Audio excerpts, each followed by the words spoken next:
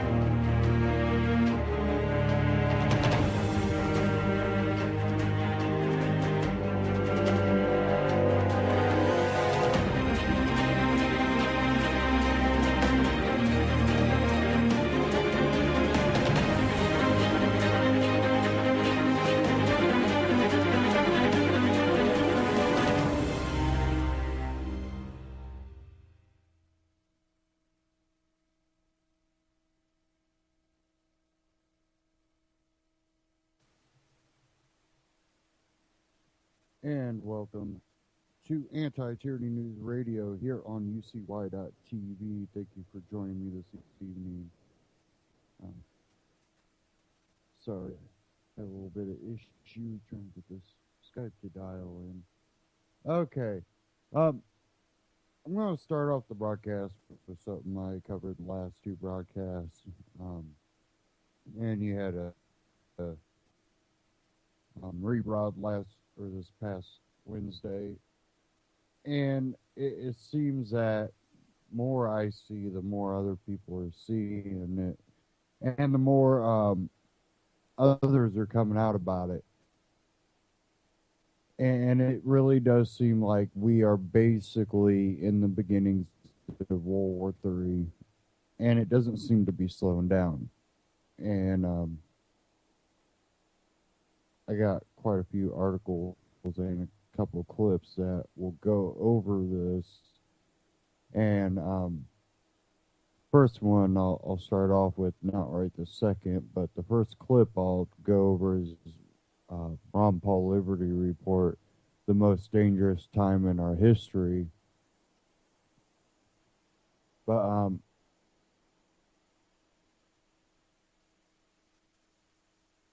one thing out of anti-war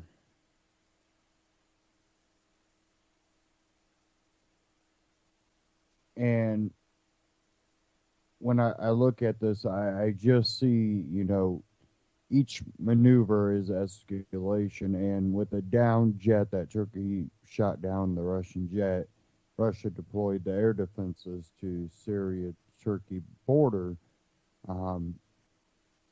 basically going, up in the ante, I'll keep, going higher if you want to keep pushing it.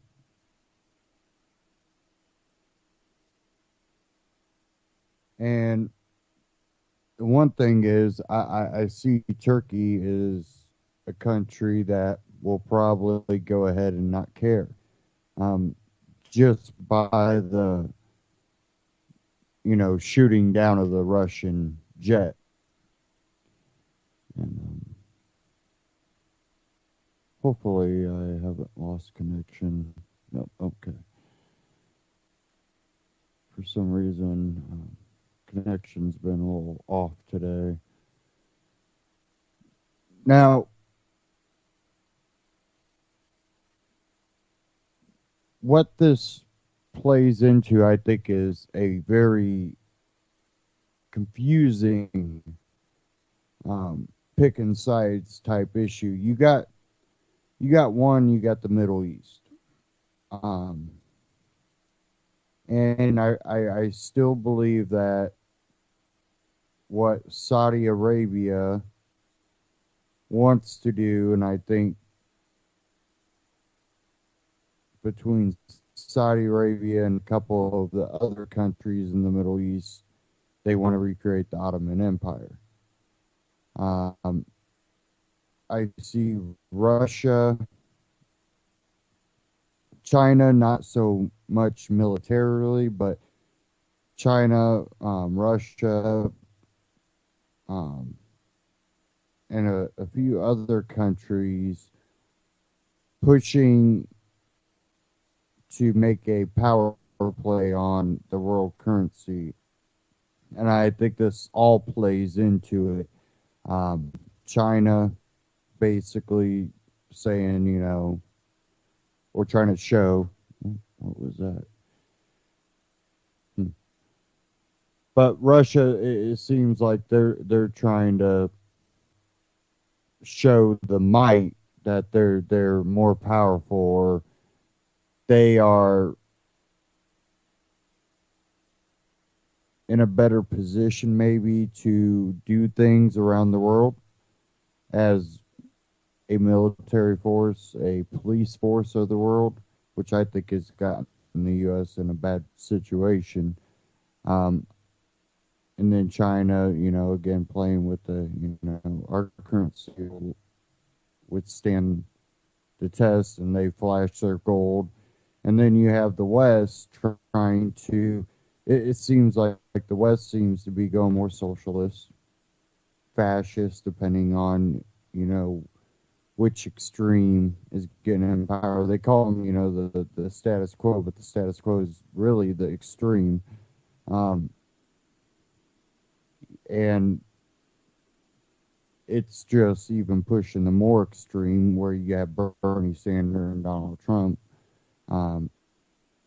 where the true moderates aren't people like Boehner or Paul Ryan. Sounds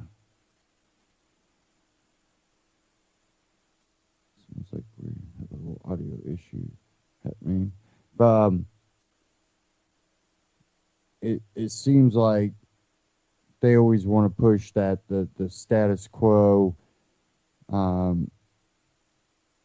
authoritarian rights are the moderates, because they're willing to work with the left. Well, no, they're extremists working with other extremists to push extremist idea. Where you have actual moderates, I think libertarians are really one of the best examples of a actual moderate. Ones that go, look, whether I believe in more left ideology or more right ideology or somewhere in the middle, it doesn't matter. No one gets special rights over others. Volunteer interaction, no forced interaction. If you take a job, you're voluntarily putting yourself in a position, depending on what job you're taking, to run into certain people.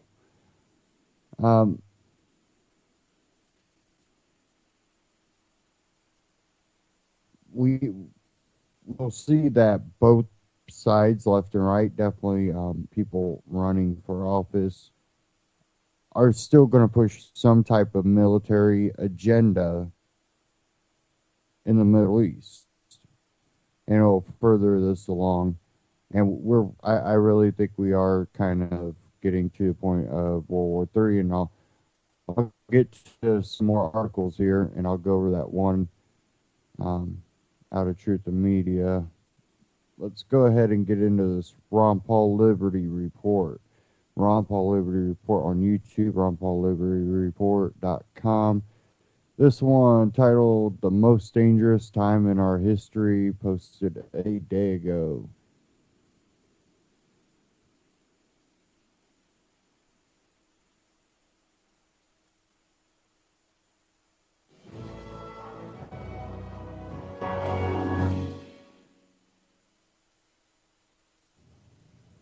Hello, everybody, and thank you for tuning in today.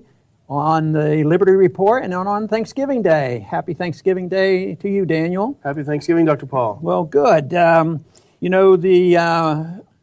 stories we hear tell us that the world's in bad shape, so we have to search around. Maybe we can find some things that we can be thankful for. But I think the stories about how desperate the world is sometimes are overblown for a reason. There might be a strategy there to make things look bad so governments can grow. But I want to start off with quoting a former CIA director. His name is Jack Devine.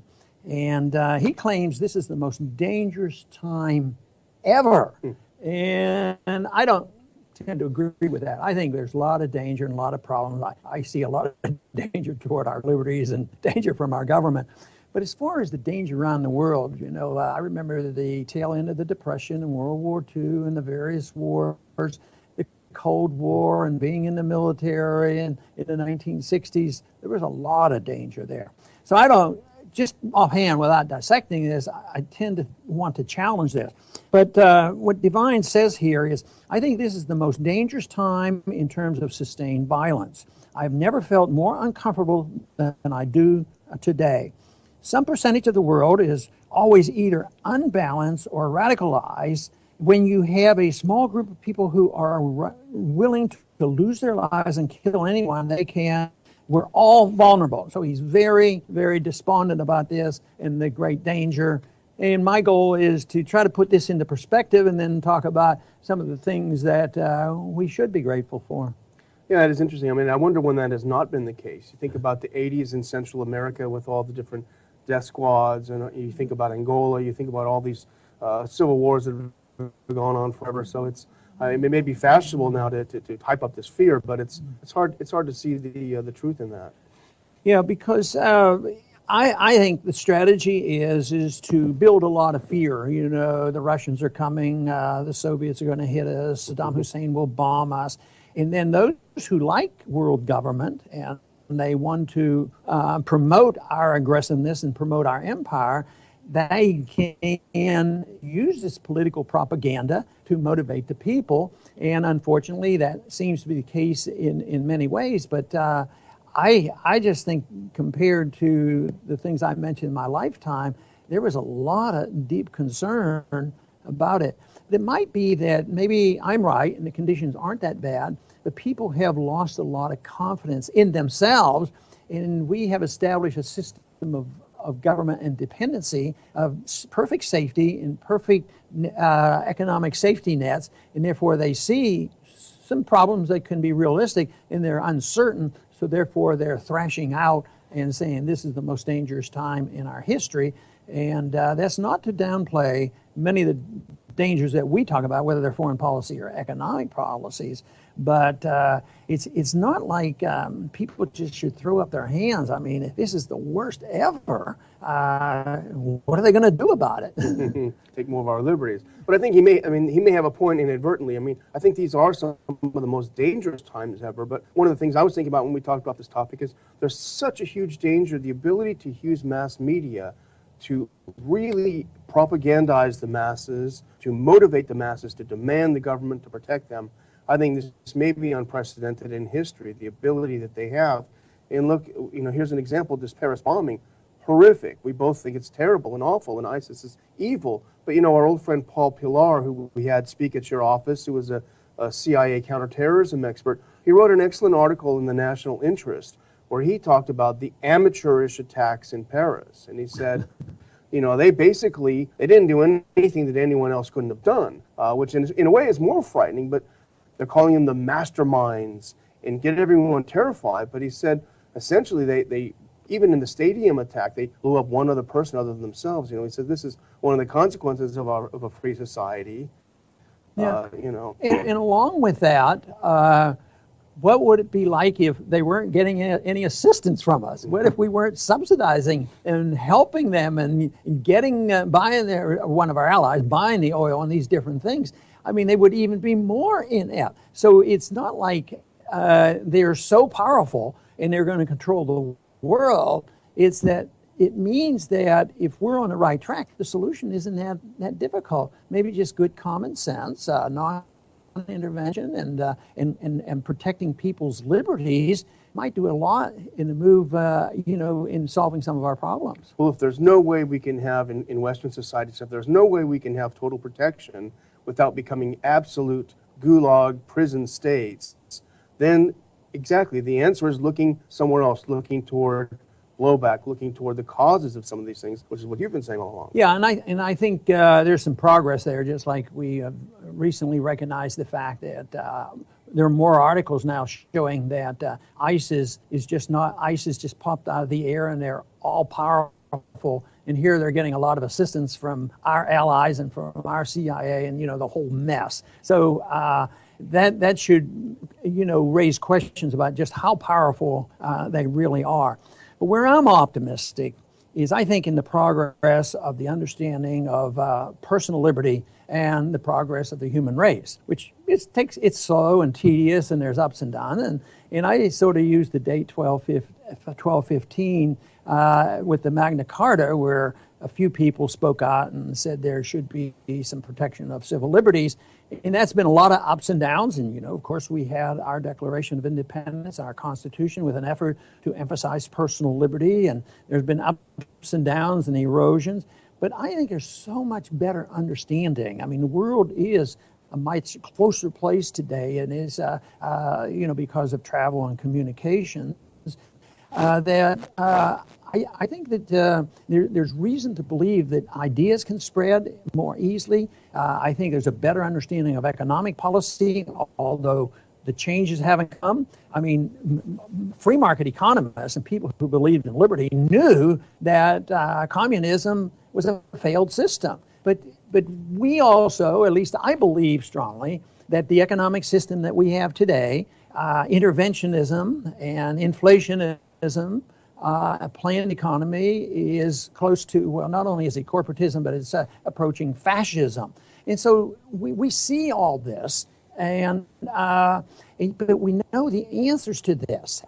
We have a better understanding on economic policy, a better understanding on monetary policy, and people get discouraged and they say, well, yeah, but it takes, majority of the people to endorse it, which I challenge because it takes leadership. It takes a small group of people. Leadership in this country today has control of that propaganda machine, so that's what we're up against. Well, there are so many things to be thankful for, too. I remember I really enjoy the story that you often tell about when you first started looking into these ideas, and you would send off to somewhere like Fee, and you'd wait a few weeks for your book to come, and now we do have the technology at our disposal as well. It's been a great equalizer for us against the state, against the totalitarians, that we can do a show like this and it can be live every day. We still have that freedom. And everybody has access to more information, and we have a tool where if we're confident enough and get enough support, we can send a message out. And the magnificent, exciting thing for me is,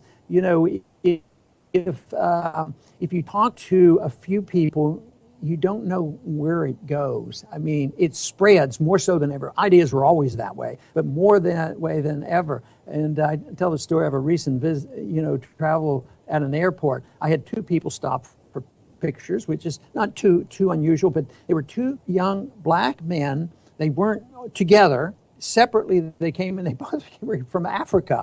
And they were all excited because of what they saw on the internet. And they love the idea of liberty. And I thought, well, this is magnificent. So, yes, we should be thankful for the freedoms that we still have. We should be thankful for the people who are interested in promoting these liberties and have a better understanding. And we shouldn't be all that disturbed that we are witnessing the chaos of the end of an era. But we also can be thankful that the end of an era that I lived through, and that was the Cold War, when 1989 came, 1990, that Soviet system that had all these nuclear weapons, and we were up against each other. The day I was drafted was, over the Cuban crisis. We got by those. Sometimes the solutions come much easier than we ever dreamed.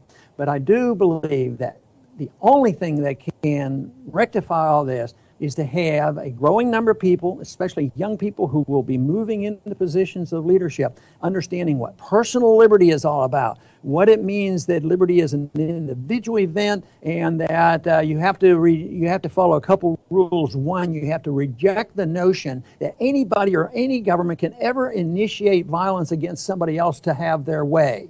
And boy, if they could just follow that rule. And then it takes another thing that's less prevalent today among some of our candidates, and that's a little bit of tolerance and understanding.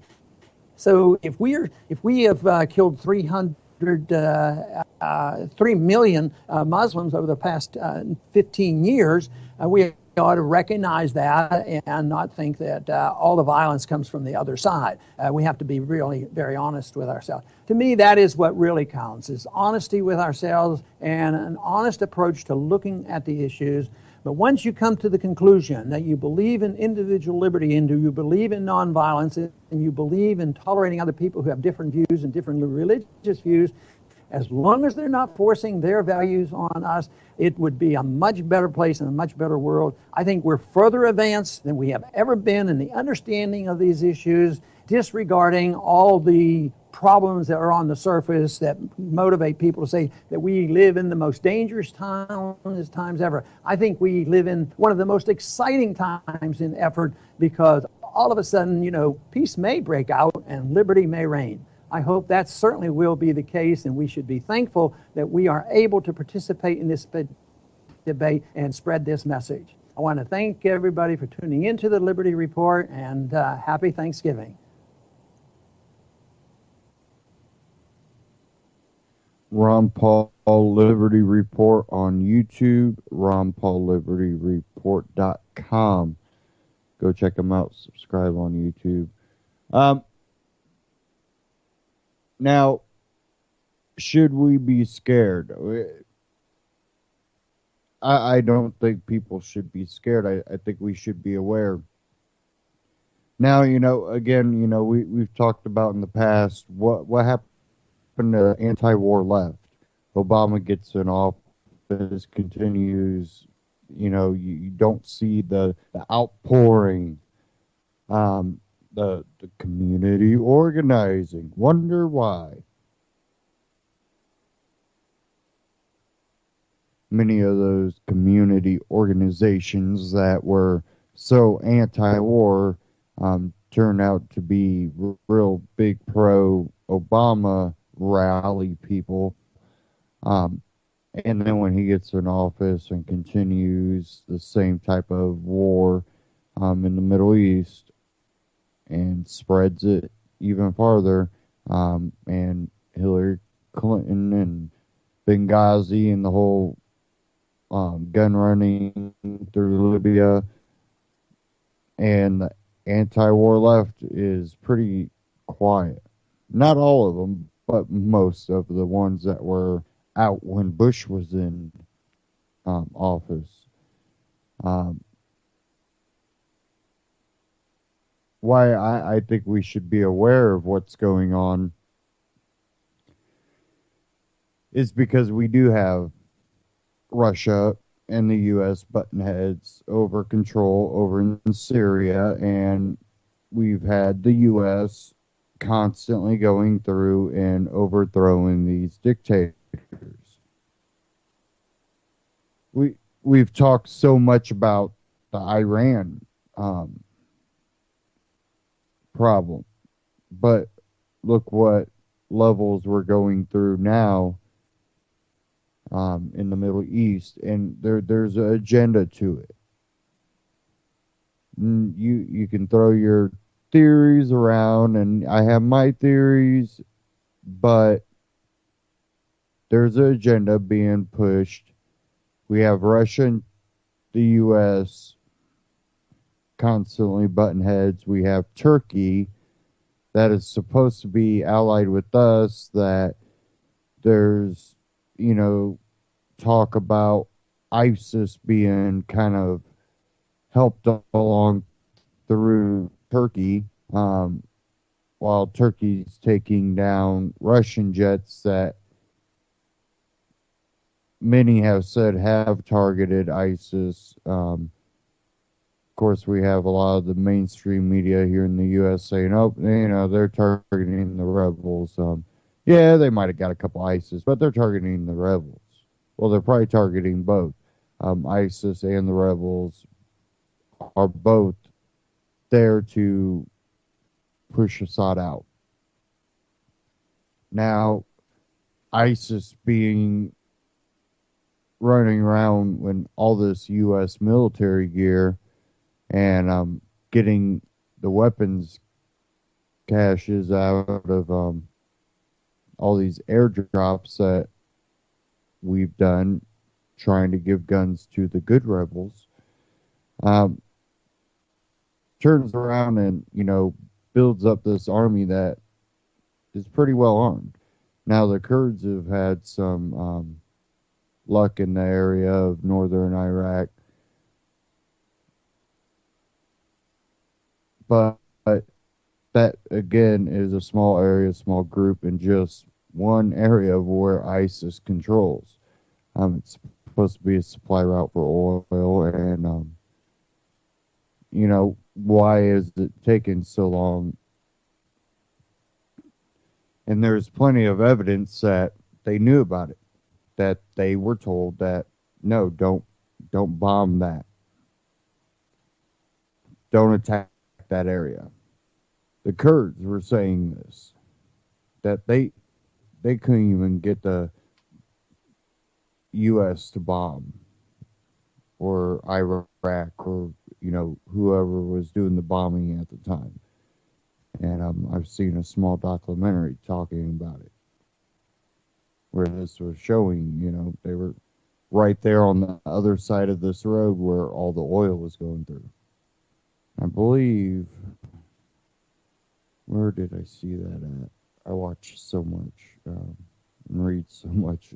It's hard to keep track. I think that might have been from the Blaze, Glenn Beck's thing, but it was a documentary where they were over there with the Kurdish military and what, things they had. They basically, they had the ground forces, they had some artillery, they had a little bit there, but they relied on outside help for the bombings before they would go in.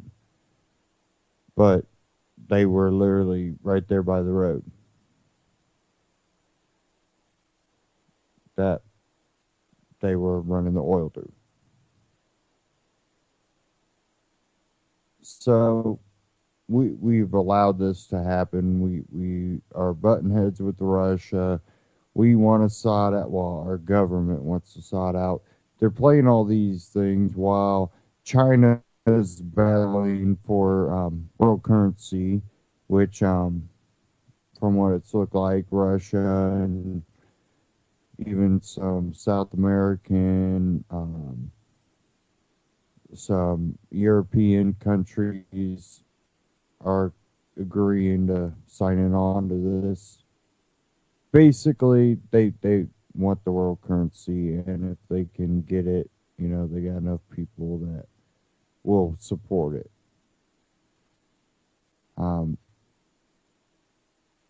Again, that would play into why Russia and the U.S. are button heads in Syria, in the Middle East, because, well, the petrodollar. And, just like the war on terror, couldn't this turn out to be a new age type war that doesn't end, kind of like a war games where it will be cyber, it'll be giving up your liberty and going on the grid, basically futuristic things that we've seen in bad movies. Technology that you're tracked, you're in this war game, are you on the good side or the bad side? Everybody's a suspect when they're not following the rules. Or is it like Ron Paul said that, we'll see freedom out of it? How long? How long does the war lasts. Again, we're playing these war on terror things where you're chasing ideology that you only feed in the process. So it's kind of like chasing your tail.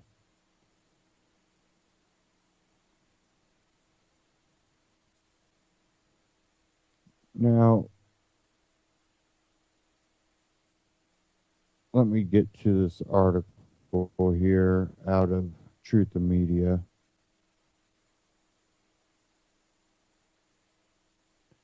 I actually have a few that I want to cover out of Truth and Media, but let me get to these first.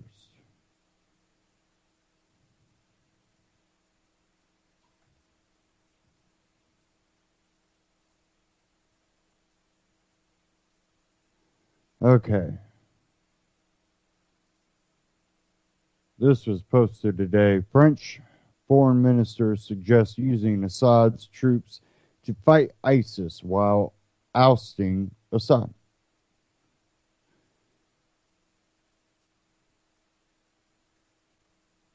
French Foreign Minister Laurent Fabius said on Friday that the coalition fighting against the Islamic State of Iraq and Syria could be strengthened by the help of Syrian President Bashar al-Assad's forces, but only if it was done while replacing Assad. Fabius made the comments during an interview with RTL Radio, where he indicated that while ground troops fighting against ISIS cannot be from France, they can be from other places such as Sunni Arab states and Assad's regime. Troops on the ground cannot be ours, but there can be Syrian soldiers from the Free Syrian Army, Sunni Arab states, and why not regime troops, Fabius said. Fabius also noted that in order to use Assad's troops, he believes Assad can no longer be the leader of Syria. Quote, if we want to go towards a free, united Syria, it cannot be he, Assad, who is at the origin of the 300,000 deaths and millions of refugees that can lead, Fabius said. Assad cannot be the future of his people. Unquote. An official in the French foreign minister's team told France 24 that Fabius was reiterating France's long-standing position that there could be no cooperation with the Syrian government forces to battle the IS group until a unity government was in place. It could only happen in the framework of a political transition, the official said. Fabius stresses that his transition is urgent and indispensable. During Friday's interview, Fabius claimed that Russian President Vladimir Putin asked France to provide Russia with maps of the locations of the non-terrorist groups fighting ISIS in Syria. He asked us to draw up a map of forces that are not terrorists. Fabius said he committed to not bombing them once we provided that. In a recent reality check segment, Ben Swan looked at a leaked Pentagon report from 2012 which stated that opposition forces to the Assad regime, including the United States, the Saudis, Jordan, and Qatar, wanted a fundamental Islamic group to take over eastern Syria in order to isolate and overthrow the Syrian President Assad's regime.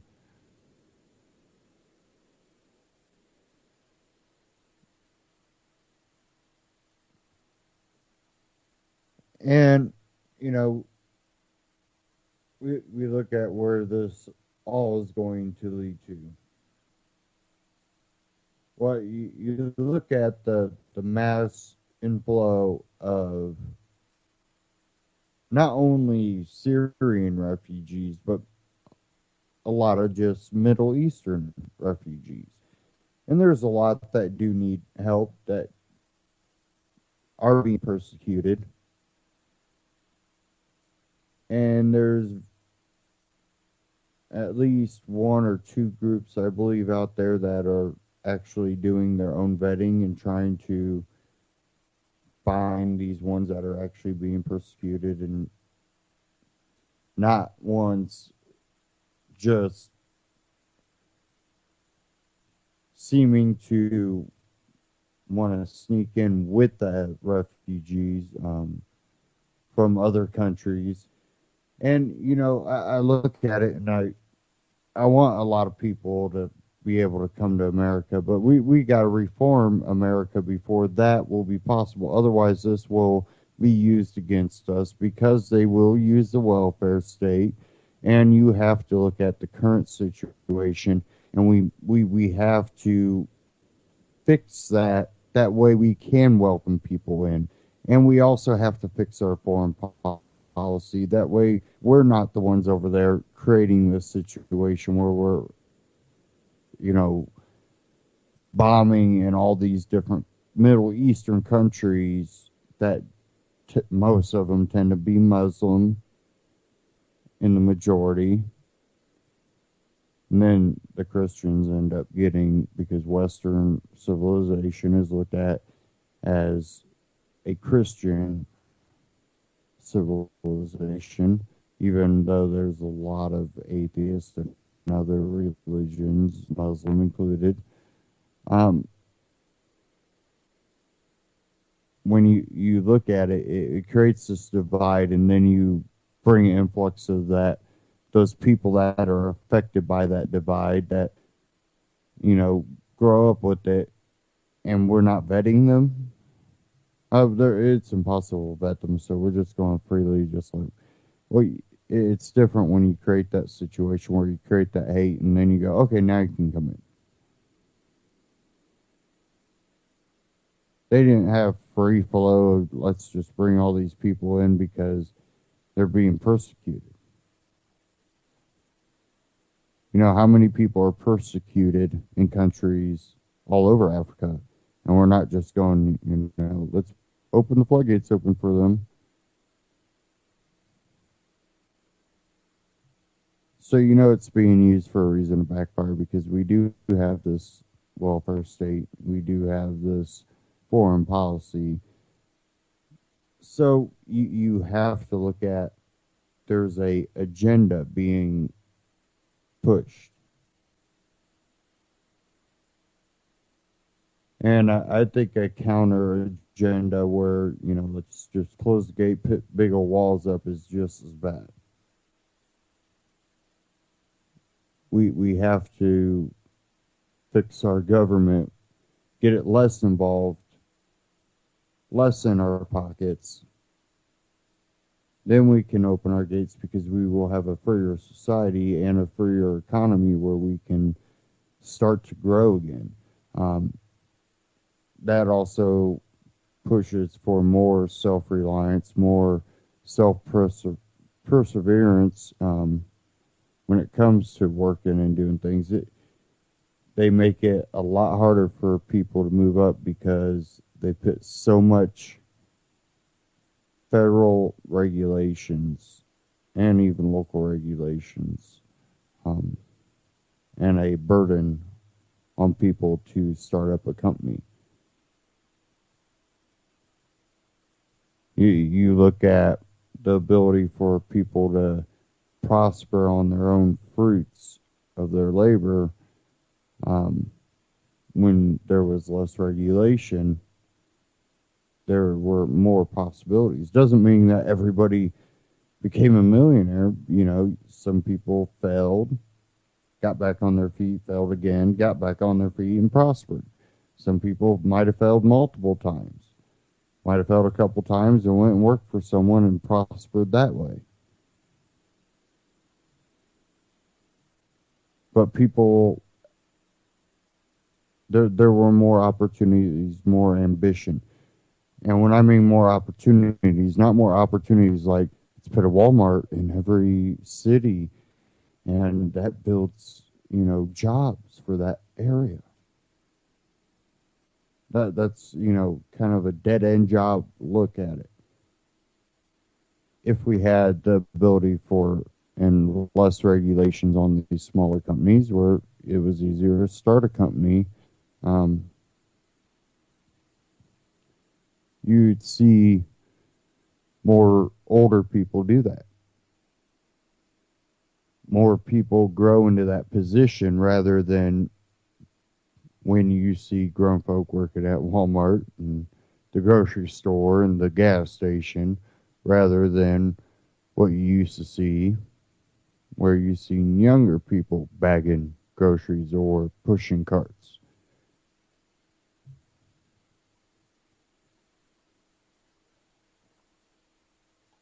Kind of getting off topic a little bit. Get back to this here. Let me find this article I had.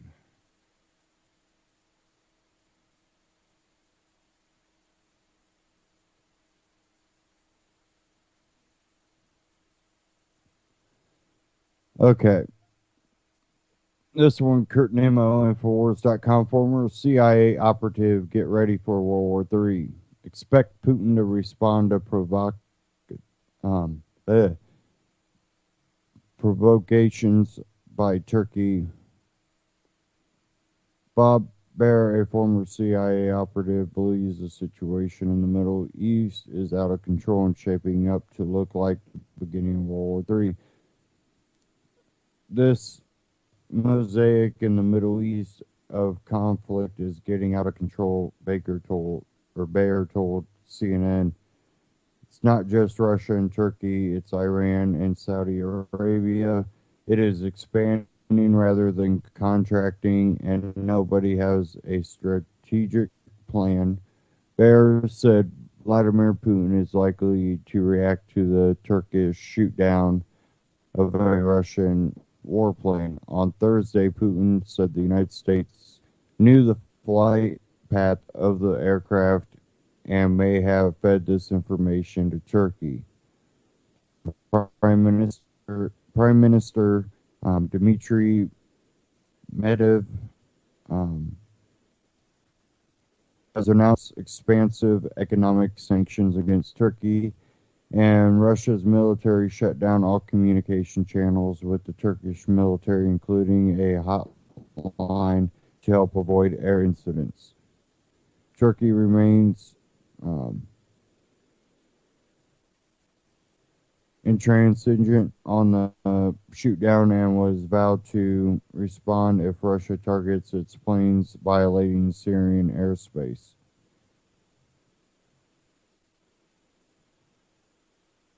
On Thursday, Moscow deployed its advanced S-400 air defense system in Syria. The weapon will be used to protect the Russian Hemim air base in Latakia. The Russian defense minister posted a video of the deployment on its Facebook page. Baer said we should expect Putin to respond to provocations by Turkey. I wouldn't put it past him. He's not going to back down, he said.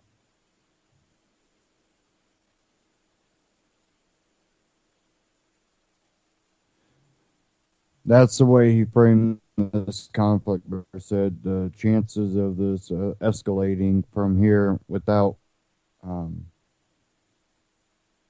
deconflicting of any sort, we are pretty good.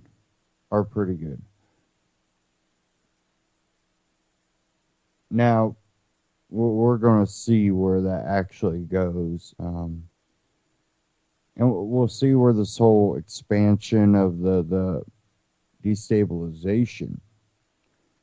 And it's really not just ISIS alone. It's the destabilization in the Middle East, in Africa. We got AFRICOM going on. It's really a mess. And it goes back to having this control system where the governments can rob and wealthy countries get more corrupt, get robbed. They build this military that ends up always being deployed and running amok because they are the policemen and the moral authority on all this, when we really look at the people that are behind it. And, you know, it breaks down to a control mechanism, whether it's controlling natural resources, controlling people, which we see that domestically. You know, fear these people, give us your liberty. Fear these people, give us more liberty. It really gets kind of screwed up. And I just don't get how more people don't wake up to it when you see these people that buy into the pro-war, fear-mongering, bomb, bomb, bomb, kill, kill, kill, and America. It kind of bugs the hell out of me. But also the people that, you know, are kind of ignorant. Oh, we should never fight at all, never defend ourselves. We just got to give in. Even if it's our own government, just give in. You'll be a better person if you don't fight. Well, if your life's in danger, you're not going to be too much of a person when you're dead. Not too much of a society if you let others be persecuted. And truly persecuted. Not making every crime either about race, about sex, about, you know, it just, sometimes there's just bad people, they got evil intent, and that doesn't mean other people that, oh, well, you like to hunt, so other people that like to hunt should be suspect. Like, what?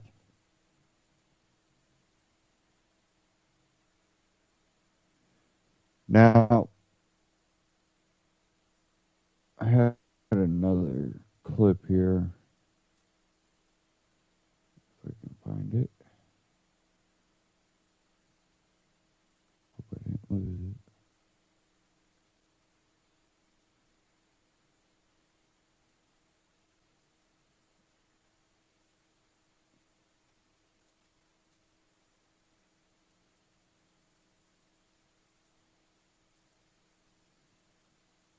Maybe.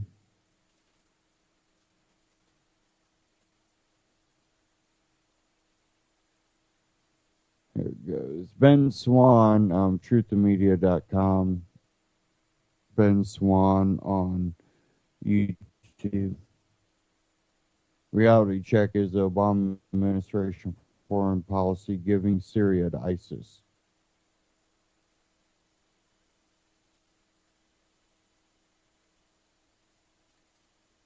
Obama making some new statements about ISIS that are leaving some people scratching their heads, even as a Georgia lawmaker wants Congress to stand up against the attempted overthrow of Syria's President Assad.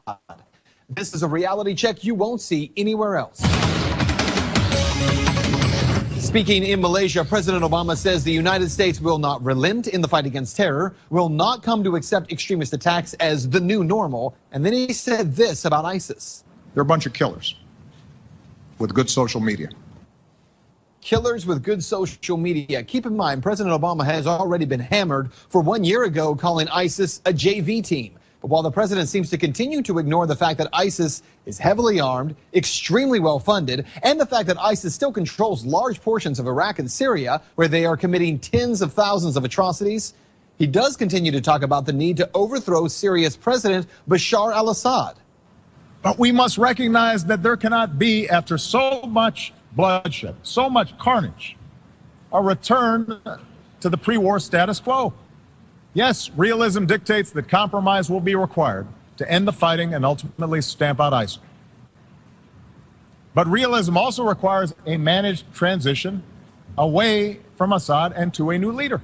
Well, as I've been telling you, it was the Obama administration's attempt, alongside the Saudis, Jordan, Qatar, and Israel, to fund Syrian rebels in the first place to overthrow Assad that led to the rise of ISIS. It was something we have shown you in recent reality checks. Now, 2 members of Congress, they are now echoing that sentiment with the bill just filed.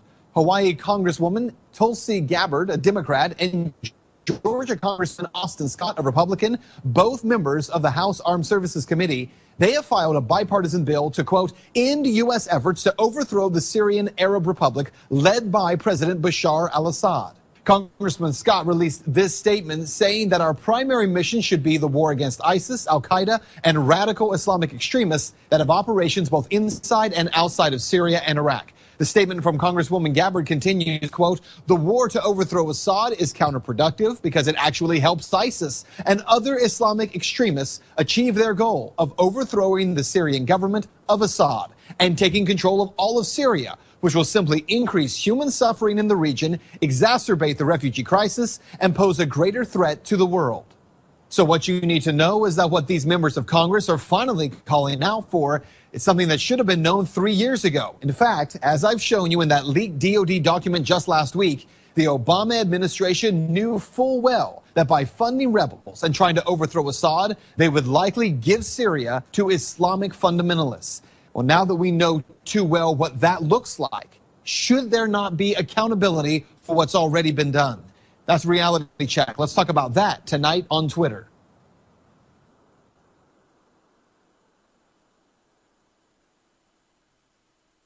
Reality Check, truthandmedia.com, Ben Swan on YouTube. Check it out.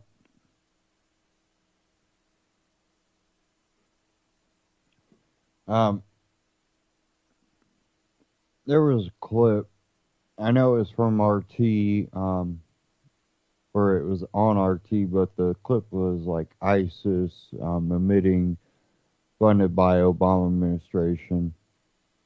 Again, RT again is Russia media, but Ben Swan covered it. Other media's outlets in America have covered it.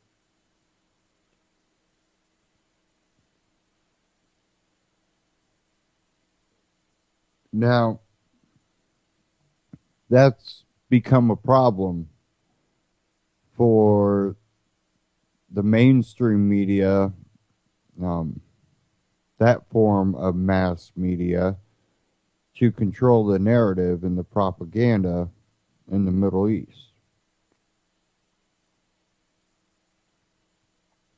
If they were pushing it like they are now,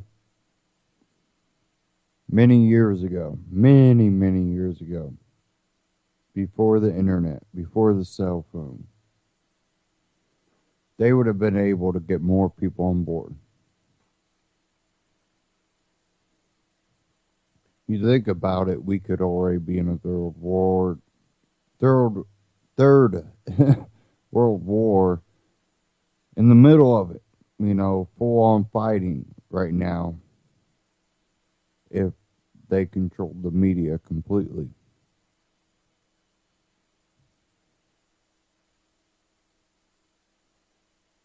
But because of alternative media, they can't push that narrative as easy. Now, they don't like that. They're attacking Drudge. They're attacking InfoWars and all other alternative media trying to expose the truth.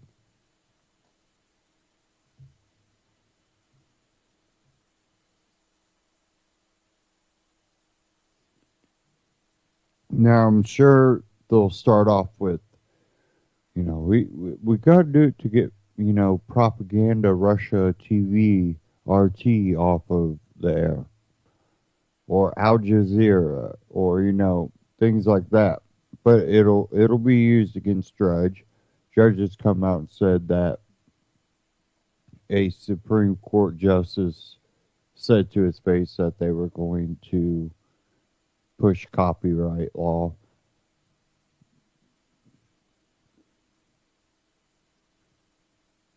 I have a clip here from We Are Change. Independent media censored because of new law. And we're going to see it pop up in terrorist situations. And then we're going to see it used for PC, public, correctness. And it's going to hurt. There was one up in Canada. But this from We Are Change.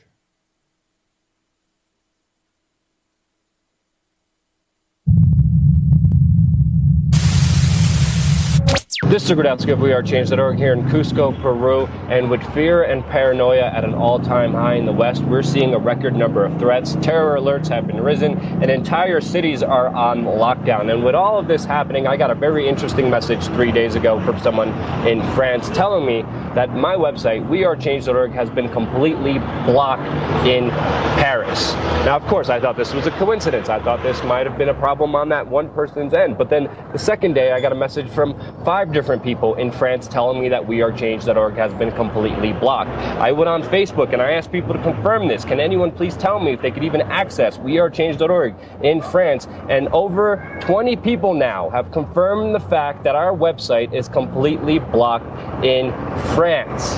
Now, obviously, this is no surprise. We've been doing a lot of hard-hitting reporting when it came to the Paris terrorist attacks. We were there at the airport when flights were grounded, telling you that this was ISIS. I stood up for like 20 hours investigating this. We did another investigative piece telling you how the French government had actual intelligence in their hand, how they were doing drills, knowing that these attacks were going to happen. We did another investigative piece telling you all the strange coincidences surrounding the Paris terrorist attacks, but never did we make any claim. We gave you the evidence and we let you decide with facts, sources, and documents and reporting that were happening on the ground as it was happening. Obviously, this is a huge issue for us, so I took a look at all the changing laws that are happening right now in France because of the Paris attack. And if you look, there's an actual plan to censor the internet, with the Minister of Interior having the full power to shut down any website he wants when he wants to. The state of emergency has been expanded for 3 months, even though by law it is only allowed for 12 days. This is creating an erosion of civil liberties in France, specifically with police now being allowed to search any electronic device.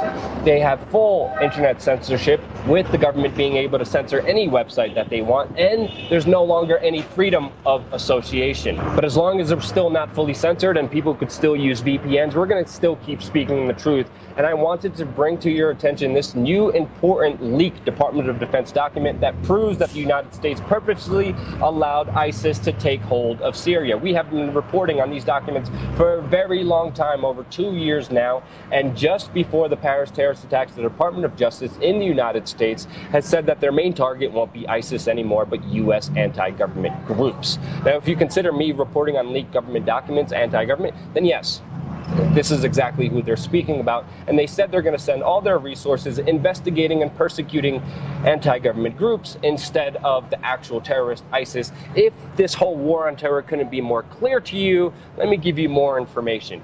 Now, Putin at the G20 recently made a statement calling out the G20 countries for supporting ISIS by buying their illegal oil. We have Saudi Arabia, Qatar, and many other G20 countries that have been financing ISIS by buying their oil. As soon as Putin's speech was over, the United States made a declaration and said that they would bomb these oil tankers that are going across the Syrian border into Turkey and transferring oil, funding their operation. But before the United States actually decided to bomb these oil trucks, they actually sent out leaflets. The U.S. government dropped leaflets on ISIS territory, giving them a 45-minute warning saying that they're going to be bombing their oil trucks. This is,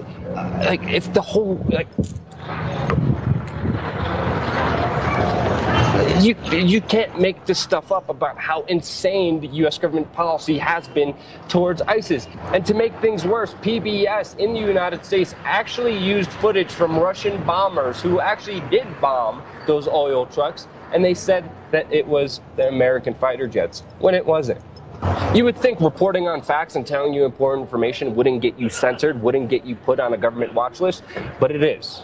And that's not how it should be if you want a fair and honest, true, real society.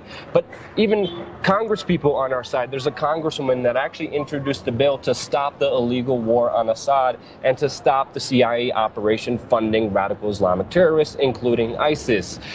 The information is here for you. It is all out there. Now, this whole war on terror is a war on the truth. It's a war on you. The West needed ISIS to rise in order to pass all these laws, in order to have all these horrible incidences, so they could get more power and control and shut anybody down who's questioning their authority. Obviously, we're here on the front lines, and we only are because of you. It's your eyes, it's your ears that are actually allowing us to do this. Without your support, without you checking out wearechange.org store, without you donating monthly, we would not be here. We have no corporate sponsors. We have no government funding like other media organizations. We only have you, and I want to thank you from the bottom of my heart. For the people in France, use a VPN, check out wearechange.org, and check out all the important information that's being denied to you, because the truth is the truth and nothing shall stop it. Get this information out. We Are Change, Luke Rudowski, wearechange.org, We Are Change on YouTube. Subscribe, check them out.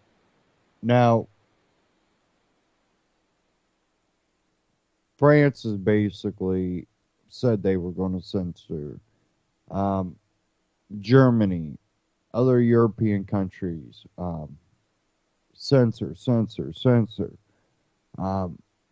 And when you see things like the attacks in Paris, no matter who you think did it, why they think, we know what's being done. There's an agenda to take people's liberties, and they're using these type of attacks as justification. It's not making you safer. If it happens here, we look at the Patriot Act, TSA, not only at airports now, but elsewhere. And even when these people think they're doing good by, we need to do this to secure you. We go, what, people are not completely dumb. Wouldn't they just go around your measures?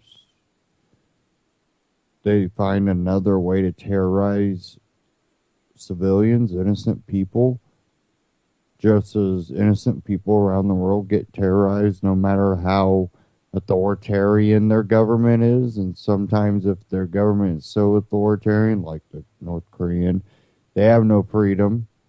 They ain't gonna worry about too much of just some, random terrorist attack, but that they have to, even if they don't believe it, say that, the leader is God.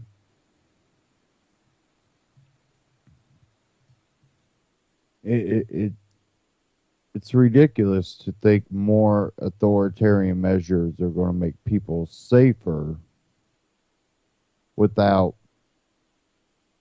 making them into basically slaves.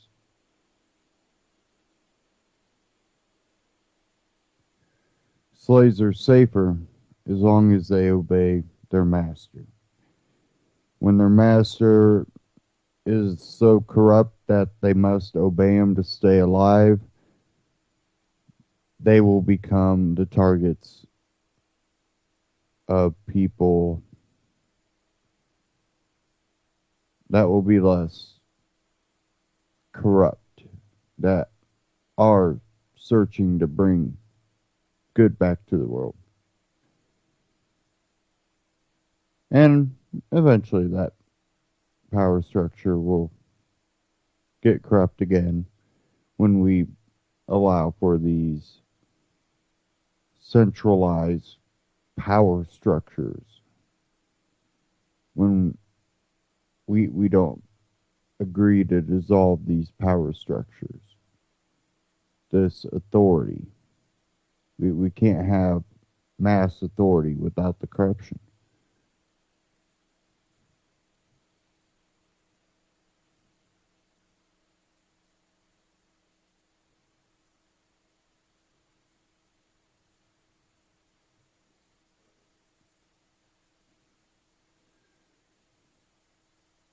I had this article here from Reason.com.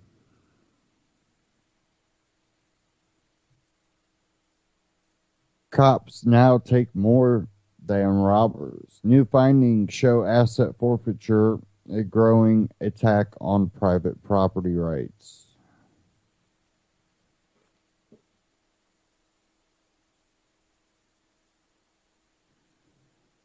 One of the most troubling recent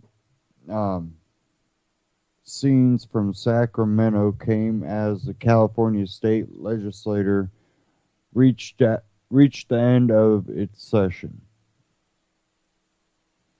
A simple bill that would rein in abuses of civil asset forfeiture process when police agencies take property from people, even if they've never been accused of a crime, came far short of passage after the law enforcement lobby pulled out all the stops. The final vote was about money, not justice. Police organizations argued they would lose a significant amount of funding if a law passed requiring that they secure a conviction before taking property. They often take homes, cars, cash from people after claiming the property was used in the commission of a crime.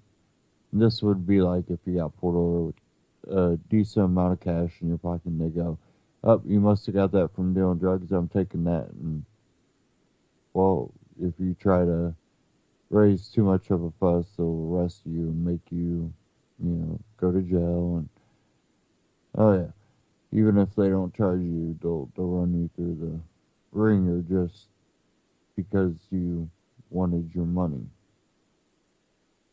Then they still will probably keep it.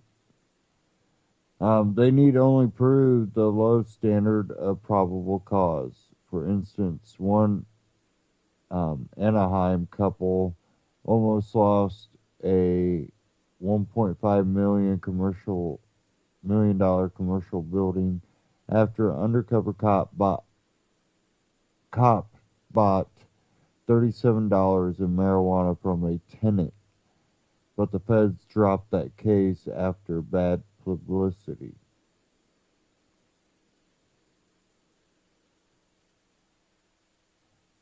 Created in the early days of the nation's war on drugs, asset forfeiture was designed to grab the proceeds from drug kingpins, but most of the money now is grabbed from ordinary citizens. According to a study last year, about 80% of the time seized property is taken from people who have never been charged with anything.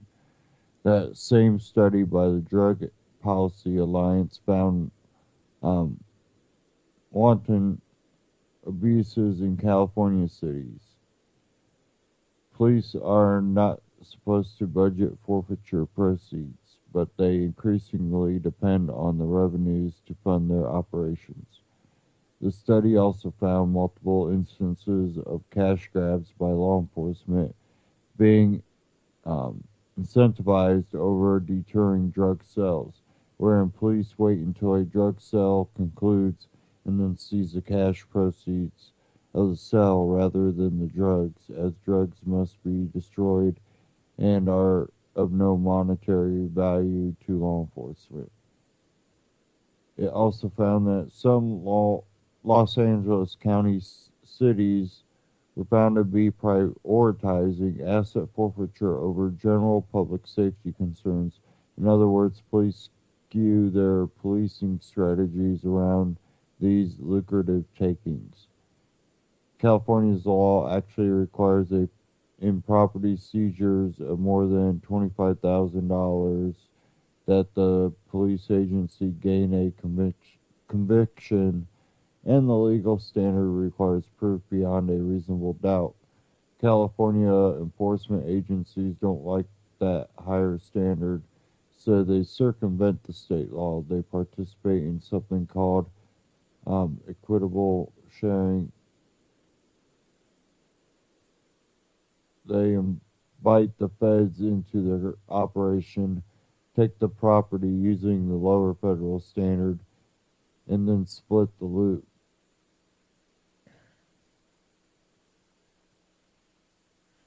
A national study by the Institute for Justice, a Virginia-based civil liberties group, gave California a C+ in its civil forfeiture laws. That leads to an obvious question, given the terrible problems documented in California. How bad must things be in other states? Only 7 states had better protections than California, and the preponderance of states received D grades. An economic consultant firm reported on data last week showing that approximately $4.5 billion in annual forfeitures now exceeds the $3.9 billion Americans lose in robberies each year. The clear point: the local police or sheriff's department is more likely to take your stuff than a robber. The Institute for Justice report found that problem getting worse. It's exploding despite the fact that the issue is getting a lot of attention, said Dick Carpenter, one of the study's authors. According to the report, forfeiture revenues have more than doubled between 2002 to 2013. California agencies collected approximately $280 million over the 11-year study period, and an additional $696 million by partnering with the federal agencies. These are big dollars to local police departments, which explains the arm twisting and lobbying as the reform bill made it to the Assembly floor.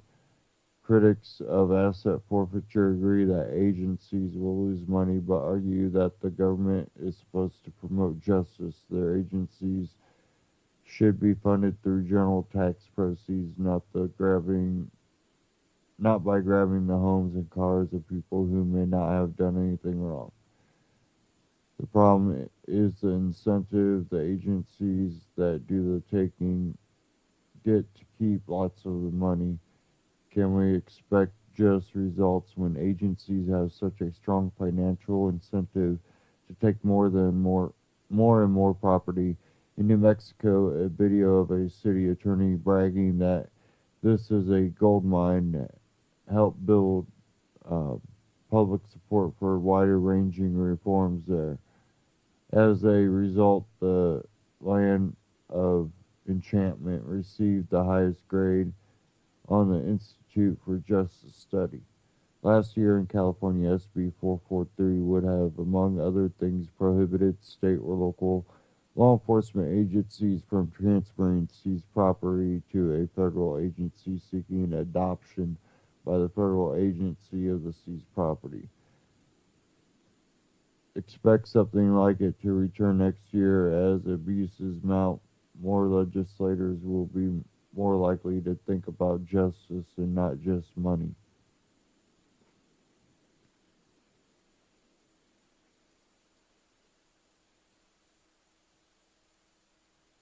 Now,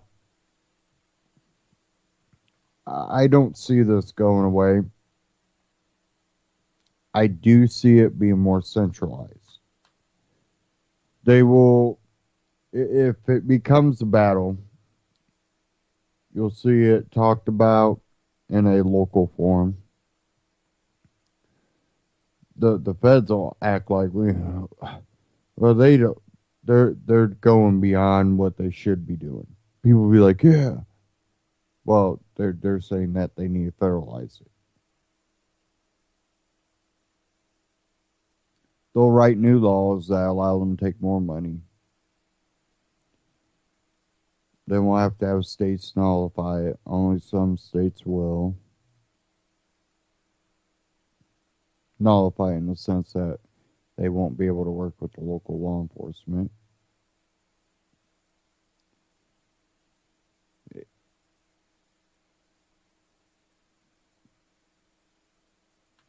This is theft.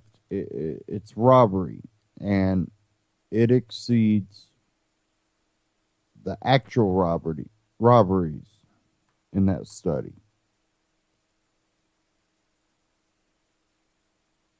So you have more of a chance of being robbed by law enforcement than robbers, according to that.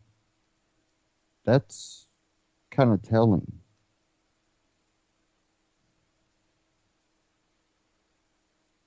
Now, you might end up finding other studies that might say something different. I'd like to see them.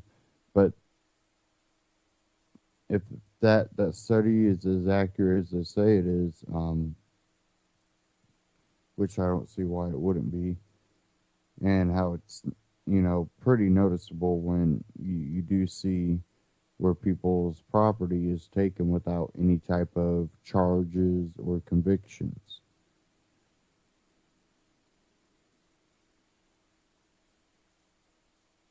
And, we heard about this when stop and frisk in New York started becoming big, where, kids couldn't carry cash on them. The cops would take it. They get stopped, frisked, and they would take the cash. Oh, you deal drugs? No. I'm taking this money. That's my, money that I earned. And I'll take you to jail for selling drugs and walk away now. And of course, not everybody's going to be like, yeah, take me to jail. You ain't got no evidence. And some people do fear the cops, definitely when they feel like they're targeted. But what we have to realize is we're all kind of targets. There are law enforcement out there that are corrupt, prejudiced, racist, because you will always have those type of people in society. And that's another thing about giving power to centralized or, control in the hands of the few people. It becomes a power structure, and corrupt people will gravitate towards that. And again, you also have to go back to, corrupt people will go towards the power, but power will corrupt the good people, the uncorrupt.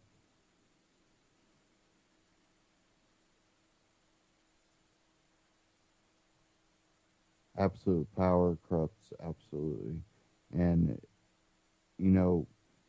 there's probably a lot of libertarian people out there that they would like to run for office.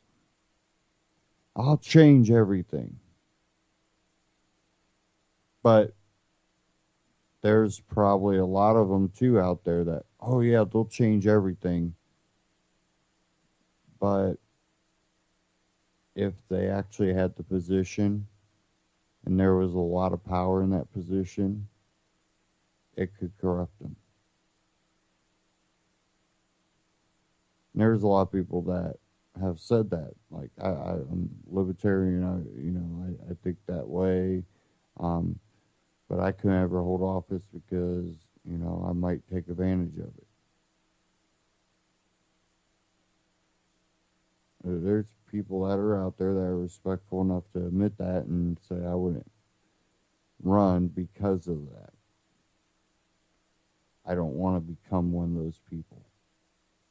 I don't want to be corrupt. I don't want to have to play a game.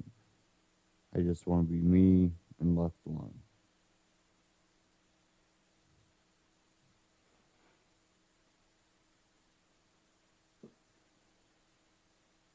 Okay.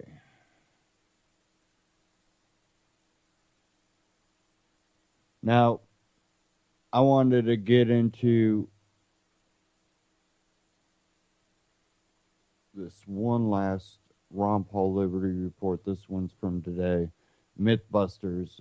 Things are not as government makes them seem.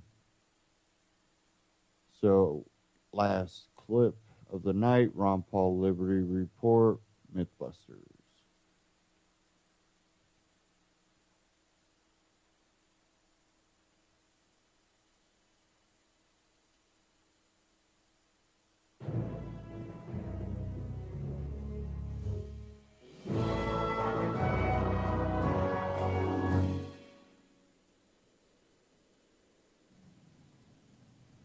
Hello, everybody, and thank you for tuning in to the Liberty Report.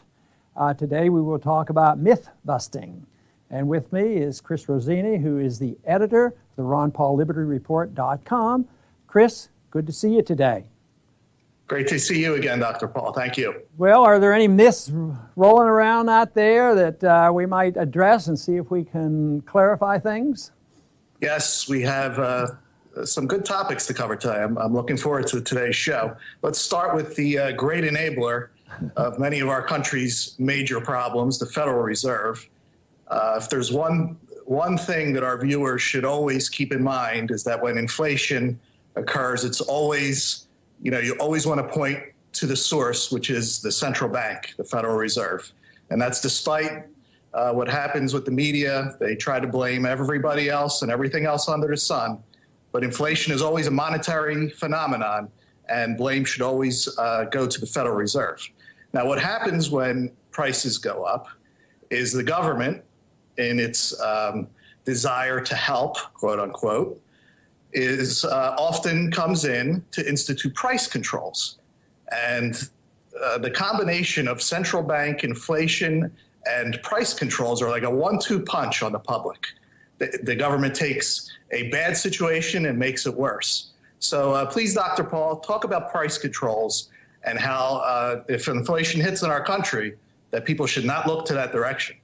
One of the reasons why there's a lot of confusion about where inflation comes and what we should do about it is the fact that not everybody agrees with the same definitions. On my going back and forth with Paul Krugman, I argue the case that his definition of inflation is different than mine, because he says inflation is when the CPI goes up, which is a government statistic which they can alter at will. If it goes up too fast, they just change it. But Austrian economics teaches that inflation really is the increase of supply in money and credit, especially when it's artificial and comes from the Federal Reserve. You can have an increase in the supply of money in a natural way when it's a commodity like gold. And that, of course, doesn't cause the problems of the malinvestment and prices going up. So the price inflation is what people think about and they're concerned about.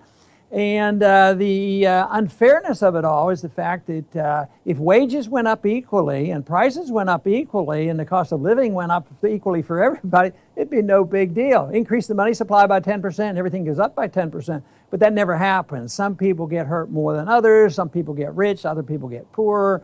So it's a vicious cycle. But when it gets out of control and prices are going up too quickly, the interest in people who want to regulate and say, well, it's going up and the people don't know what they're doing. They're charging too much. We have to regulate labor and regulate prices. So we have wage and price control. And some people who like to control wages and push wages up, like the minimum wage up, don't realize that they're endorsing the principle of keeping wages down when they think they're going up too fast. So they reject the marketplace. And wage and price controls have been used for like thousands of years because they've, for thousands of years, have artificially increased the supply of money, and they won't accept the fact because I think they realize it, but they don't want to admit the truth, because if they admitted the truth, governments would have to quit spending and not have debt that people won't buy, and they don't need a central bank, or they don't need to clip coins or whatever happens. But today, inflation is a serious problem. And it's not because the consumer price index is going up, even though it is much more than the government admits. It's because it's caused so much distortion in the marketplace, and there's so much malinvestment that there has to be a correction. And controls won't solve the problem. A lot of people from the liberal side argue that, well, all we need, yes, we know the Fed's involved, but we just have to have better regulation. No, the market should regulate it. We should have the money supply dictated by the marketplace, and we would avoid a lot of harm and injury. So there's a lot to be said about understanding the basics of inflation, and if you did understand that, you would come to the conclusion that we don't need a Federal Reserve System, we don't need central banks. What we need is free markets and sound money to solve the problems. Right, and I hope that people remember that, because we may have inflation in our future, and please don't look to government to solve it. Let's move on to, I'd like to refer to our friend now, Tom Woods, who likes to call, he's coined the term a 3x5 index card of allowable opinion.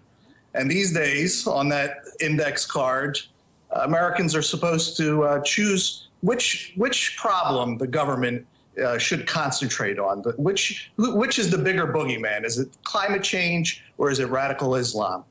So for obvious reasons, radical Islam wins, and because it generates the most fear, and it's very scary to look at some of the things that they do. But our argument is always that it's a matter of foreign policy, that a bunch of radical religious people are able to do a lot of what they do because nation states are able to fund them and give them weapons and to carry out a lot of these atrocities. And we could go all the way back and even further in this, but we could start at during the 1980s when Ronald Reagan decided to intervene and back the Mujahideen with Osama bin Laden to get the Soviets out of Afghanistan. Of course, that was none of the U.S.'s business. And Osama bin Laden then went on to start Al-Qaeda, and Al-Qaeda branched out into ISIS. Please, Dr. Paul, talk about how the big worry is U.S. foreign policy and other governments, too, in funding and creating these monsters that now the government is asked to solve. Okay, I'll do that, but first I'll put my priority where I think the biggest problem is, and that's the size and growth of our government and the undermining of our personal liberties. But that's very much connected to your question about, what's going on with our foreign policy, how that is a source of many of our problems, and why ISIS is not the sole cause of the problem. Yes, our policies have encouraged the growth of radicalism, but what has happened is because there are some radicals that actually turns out that we support. You indicated that, the Mujahideen and the Taliban we've supported in the past. We've encouraged Hamas, the growth of Hamas, along with what Israel support for this. And now we're very much involved in pushing ISIS, mainly because we think ISIS, or we pretend that ISIS will go after Assad. And so the whole effort of our allies right now in NATO and Israel and Saudi Arabia, everybody wants to get rid of Assad, and they're willing to, subsidize and push, ISIS. But then for them to turn around and say the whole problem is not our foreign policy contributing to the rising up of people who want to be radicalized. The whole thing is they say radical Islam. If you don't say radical Islam, then you won't admit the truth. So they want to say that Islam is the problem. To me, that's sort of like saying, Christianity is the problem because we have the Ku Klux Klan that claims that they have Christian ideas and principles and that they only follow those principles. Well, how many people would be willing to accept the fact that the Ku Klux Klan states the religious principles of Christianity? And that's sort of what is going on here. And if there is a danger, and I believe there is a danger of what we're doing there, but it's not, if we don't understand it, what the candidates are saying so often is that what we need to do is bomb and kill more people, rather than saying, how did we contribute to it? How can we back off? How can we moderate this a little bit and not say that it is all Islam? Maybe the fact that, our policies have led to the killing of 400 Muslims in the past 14 years. So that has to play a role in it. But they say, oh, no, that really isn't. You're ducking it. You're un-American. You don't want to, you want to blame America and this sort of thing. But the foreign policy that we have is deadly. It's deadly for us because it costs a lot of money. It kills a lot of people. It causes a lot of friction. Just look at the results. The results are disastrous. Look, there's chaos continues in Afghanistan, in Iraq, and look at what's going on in Syria. Look how we've contributed to the mess in Ukraine, and look at where Libya has been. And it's only when we get involved that these conditions just deteriorate. And a lot of people believe that no, we're well motivated, and we're the exceptional nation, and it's our personal moral responsibility to be the policemen of the world. So if there are any infractions on our standards overseas, we have this obligation to correct it. That's absolutely wrong. It costs too much money. It destroys our liberties here at home, and it makes us very unsafe overseas. So I think it's time the American people wake up and say, let's change our foreign policy, because it's nothing but trouble for us. Yes, and the trouble that it often produces and interventionist foreign policy breeds is blowback.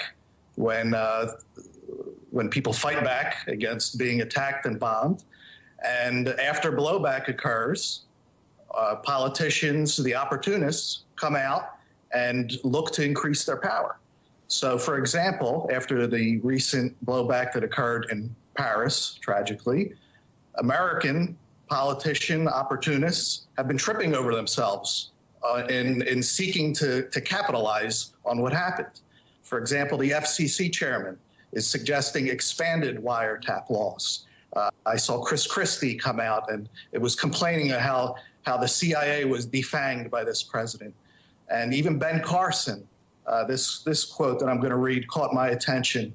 He said, "I think we should have a database on everybody who comes into this country. Hopefully, we already have a database on every citizen who is already here. If we don't, we're doing a poor job." Please address the opportunism that occurs after blowback. So we have the problem of blowback, which means that when people feel like we've done them harm, invaded their country and killed a lot of their people, they don't have tanks and planes and navies to come and attack us and try to throw us out of their country. But they can use the technique, which people refer to as terrorism, and that is just go and put bombs in places that get our attention. And that just means that the answer by those who believe in neoconservatism, the Dick Cheney types, is that we just need to kill more. They're still crying that losing 60,000 people in Vietnam wasn't enough if we'd have only kept doing it. And people say the same thing, about Iraq. We left too soon, and we should have more troops in there, and we should put more troops in Syria. But your point is that it also affects us here at home, and the candidates can't wait to attack our civil liberties. Why should attacking our liberties and the problem magnifies? It keeps getting worse. So we lose our privacy. Just after 9/11, we had the Patriot Act passed within days, and the greatest threat becomes domestic. Now, our oath of office says we'll protect against all enemies, foreign and domestic, but we haven't had a threat of a foreign invasion in a long, long time. And we haven't had a declared war since World War II, but we've been suffering a whole lot.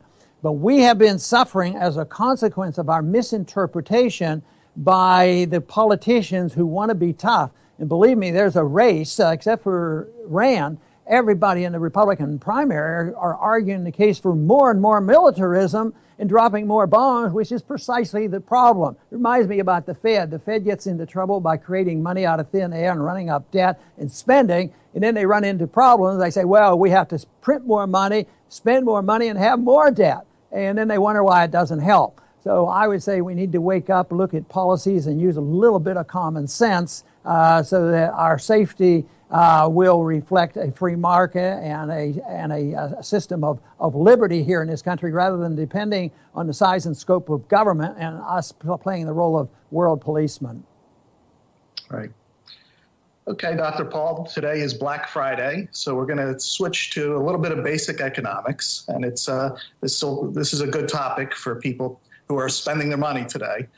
We live in an upside-down Keynesian world where savings is considered like the bane of civilization.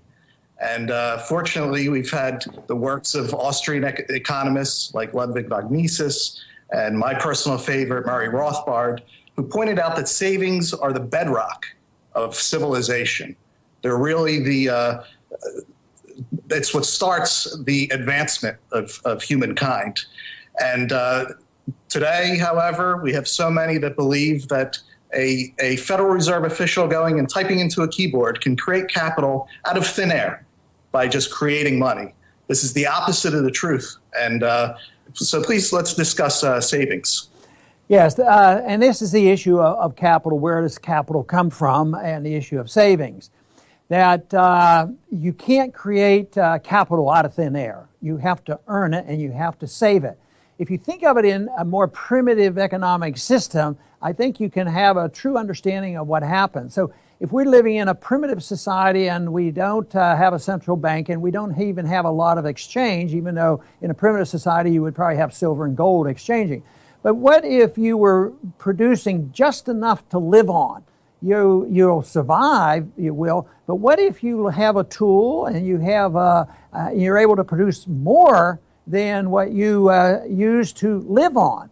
And if you take that and you're able to use it in the primitive society, trade it or use exchange, and you can even buy more tools or you can invest in other things or buy more land or whatever. But you can't do that if you have this more primitive society and say, okay, here we are, we're just under subsistence, we need some help, so we're going to elect a board who's going to declare what money is. We'll use beads or rocks or stones or pieces of paper, and then all of a sudden we'll be rich.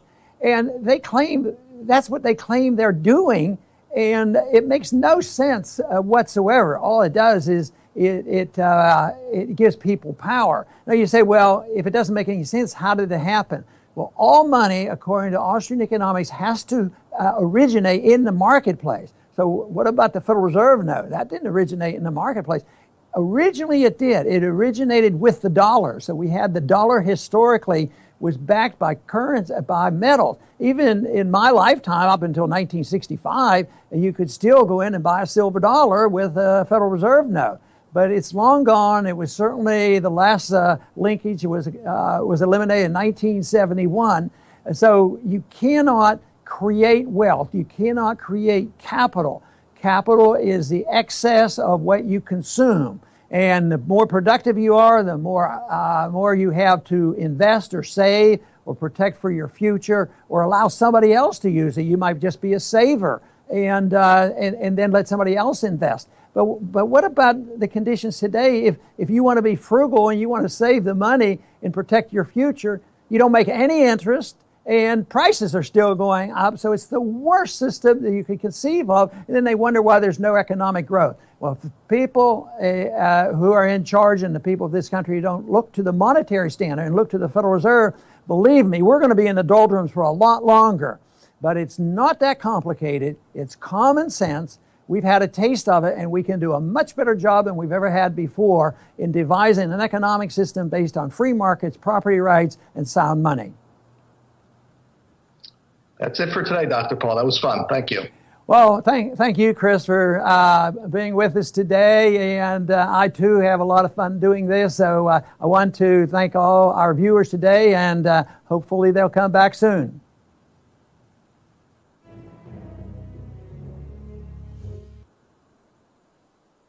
And talking about the monetary policy, they've been artificially keeping the dollar up by keeping interest rates low.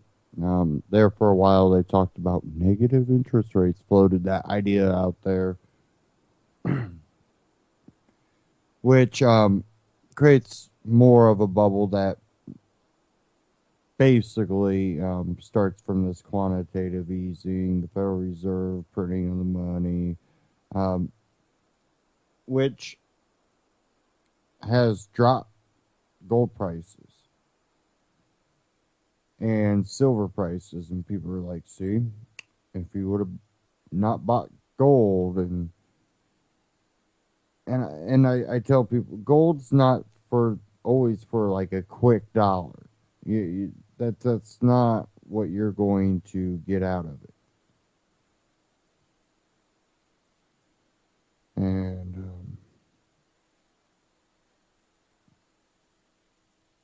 I'm probably not going to get this article to come up.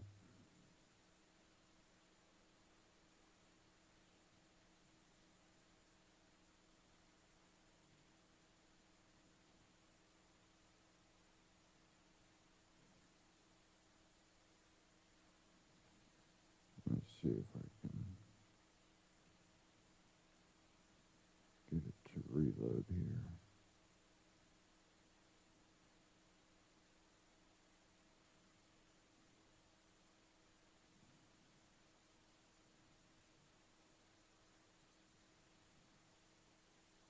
But it's when are you buying it, and are you going to be able to prosper off of it? And you tend to see when bubbles are created, gold prices drop, and you're not really getting the full idea of what's going on with it. And this doesn't look like it's going to work here.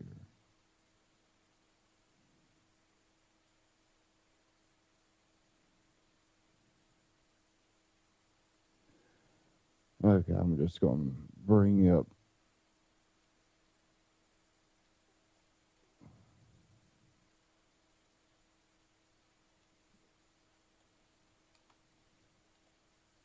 a website that'll give me the info I'm looking for here.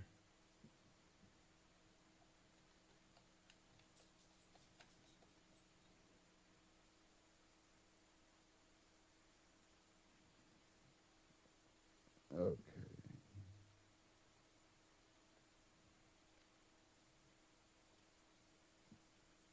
This should take me right to it, hopefully.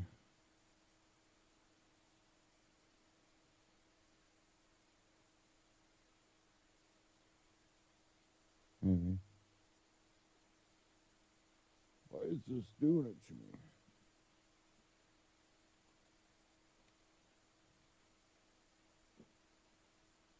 There we go.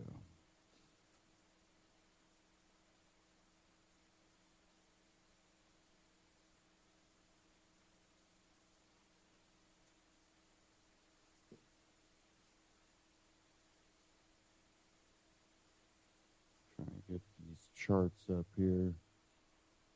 Hopefully it don't take too long.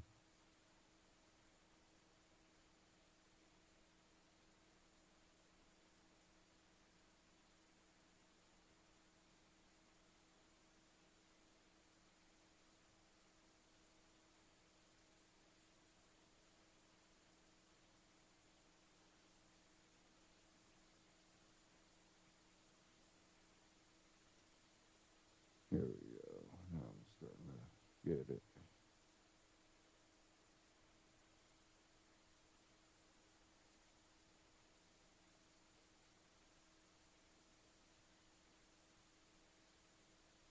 I can just get a better date here.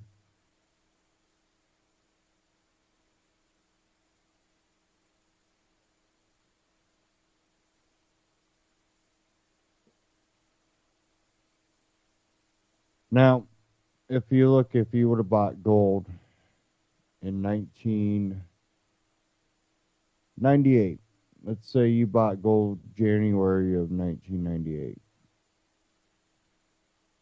What are we looking at here?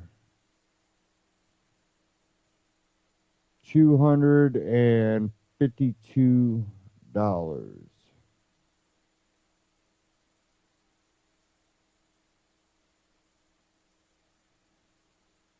And right now, 1,065.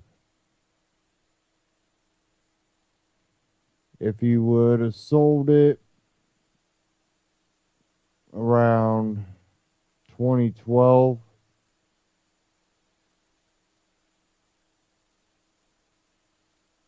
not sure what date, but the height of the gold in 2012, you would have sold it for around 1,527, and these are all on the low side. So you're still making a profit. Now, long term, this is what you tend to see with gold.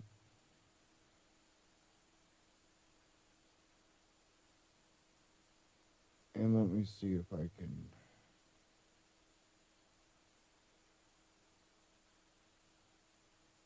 move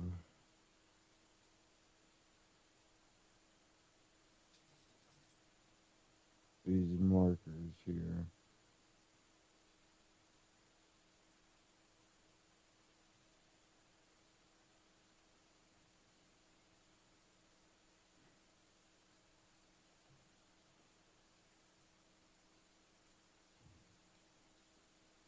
It might not let me. No. Let's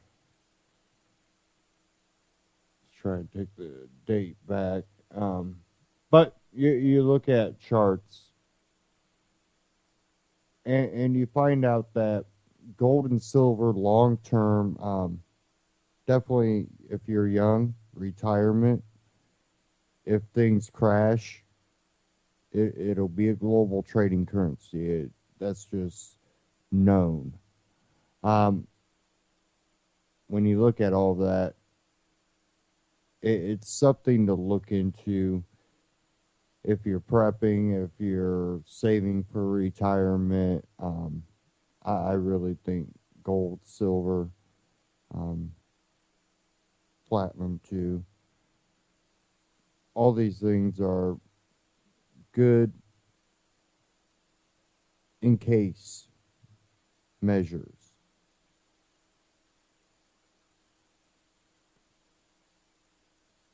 And our economy tends to always be under threat because it really is. We have less of a ability and more regulation that hurts the little man, allows the big corporations to keep growing and really running a nation.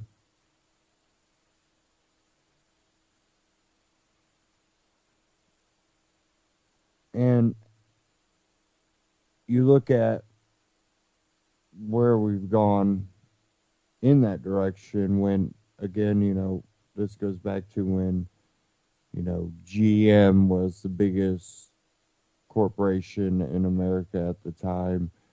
In today's dollars, what the average worker there made was around 37. You look at Walmart being the biggest corporation now in America, and its average worker is somewhere around like $9 or something like that, or $8.50. I can't remember, but it's really low.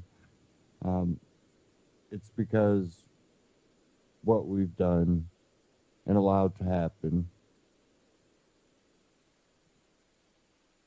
and it's where little people get gobbled up. And this isn't something new either. This is something that Rockefeller, Carnegie, all these people helped start when they first used government to create their monopoly. Then they used government to prevent monopoly from getting in their way.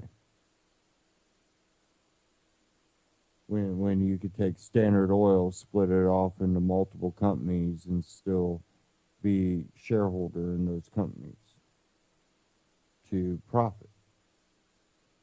But now other companies don't have the ability to make these big monopolies as easy. It was a move, and they still use moves like that today.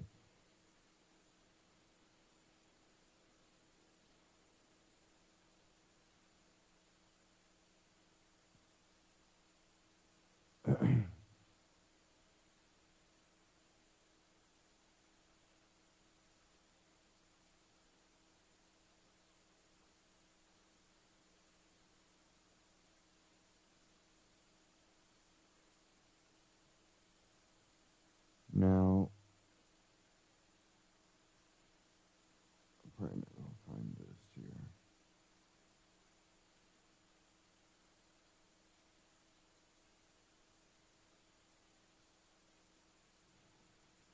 Okay, that disappeared.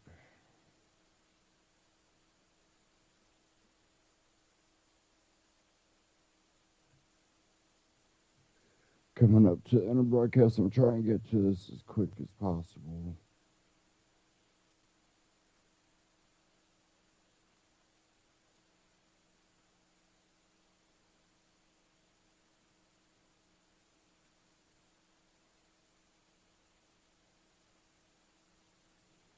Um,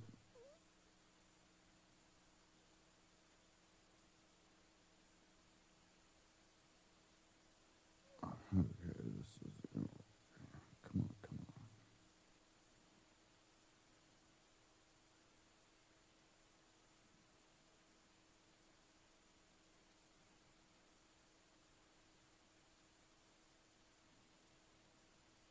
Now, when you look at We Are Change being censored, we started slowly noticing the censorship on Facebook and then YouTube and Google and all these major companies, and YouTube got bought up by Google, and you know we have these companies that slowly been testing out new algorithms, and it seemed a whole bunch of Ron Paul supporters were constantly being censored.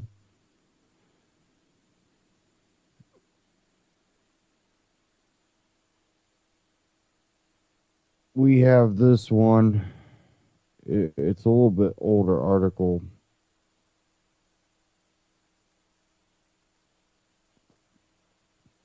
And it's millennials, this out of reason.com, more likely to support censorship of offensive speech than older Americans. And this is again why we shouldn't coddle. Again, why I think public schools are probably the worst thing you can do to your children. But it says here, while 2/3 of Americans correctly believe the U.S. government should not prohibit speech that offends minorities, a shocking high number of millennials, 40%, support such censorship. Young people, it turns out, are more likely to favor suppression of offensive speech than older Americans. That's according to the Pew Research Center, which found the results striking. And that was in quotes. They found it, quote, striking.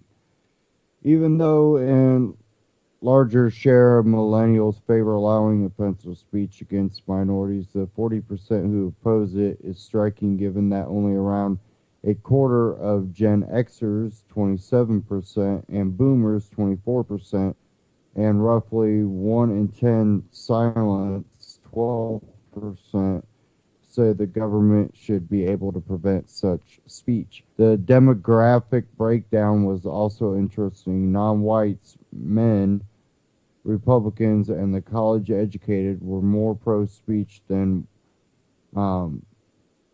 whites, women, Democrats, and people without a college degree, which I do find that striking.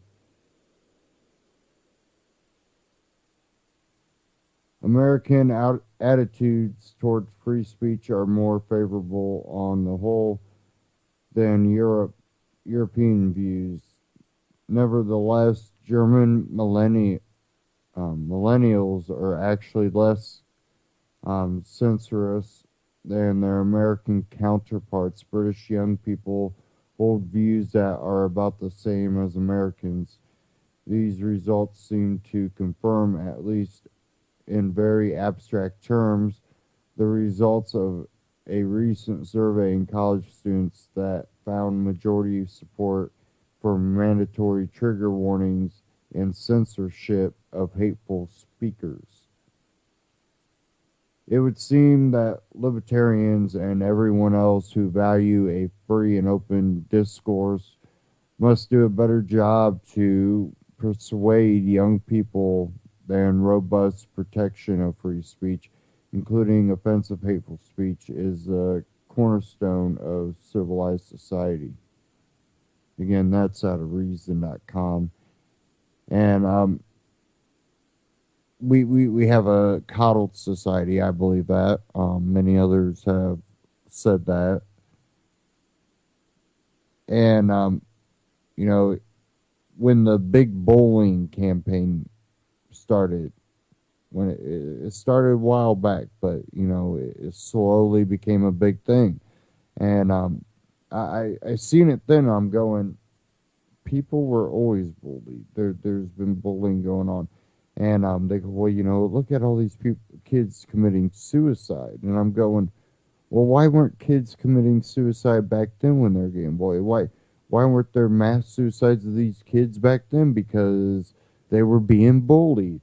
And you look at the bullying going on now, and you're like, well, it's not a huge difference until it did start becoming more internet based. But even before that, the bullying, even it started when I was still in high school, which seems forever ago. But you look at it and how it's grown, and I was like, but what they weren't doing was this mass drugging of the kids like they are now with Zoloft, Ritalin, and it seemed like that became a big thing. And then they would put them in special classes too. So you put them on these psychotropic drugs and SSRI type drugs and put them in special classes, and then they get bullied. Then we start seeing mass shootings. Or we can't bully anymore. But I really don't think we're paying attention to the real issues. I don't think we're even touching on the real issues. So what we need to look at is the teaching of the youth that you're going to have that speech. And, again, I remember, they had movies out when I was young, not super young, but I was young. And, the First Land Before Time and all those were coming out. Don't step on a tip or crack and fall, break your back. And then, sticks and stones will break your bones, but words would, they were all teaching, but they were teaching something about, don't let people break you down. Who cares what people say? And we lost that in society. We lost that completely. I want you all to remember to support UCY. UCY is given a platform for me and the other hosts here to get out information, get out the truth, and spread freedom. And UCY has done a great job in providing this platform with ability to get our archives, ucy.tv for this show /ATN. Also on YouTube, they're uploaded shortly after the broadcast. So go check it out. Subscribe on YouTube to ucy.tv. And check out the support tab on ucy.tv. And you can donate, or you can scroll down to the bottom, hit the Amazon tab, and shop Amazon through ucy.tv. Great gear there. Prepping, camping, and even radiation preparation gear if you're a big prepper. And at the same time, getting the same great deals through Amazon, you're also letting UCY get a little kickback from that to help provide this platform for me and other hosts here. So check them out. And don't forget to go to antityrannynews.com/metal, and that'll take you to Magi Metal. Take care.